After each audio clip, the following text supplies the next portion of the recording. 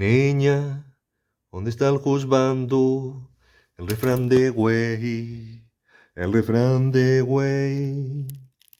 Sálleme quien quiera y arriéndeme quien supiera.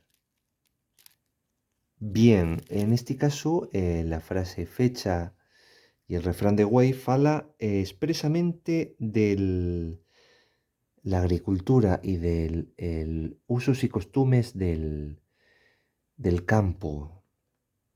Vamos a centrarnos en el verbo sayar.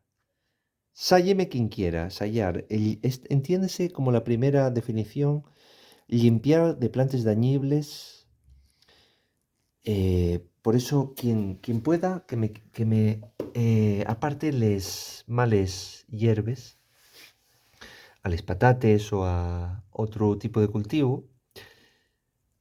Y el otro término, arriéndeme, que sí puede confundirse con el verbo arrendar, como el uso de elementos alienos, pero no, en este caso el verbo sería arriandar.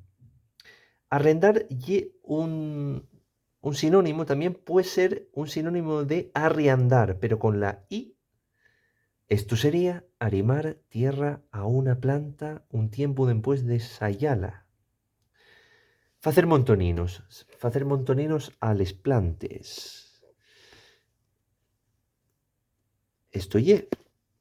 Tenemos unes plantes, quitamos les males hierbes y arrimamos, arriendamos la tierra.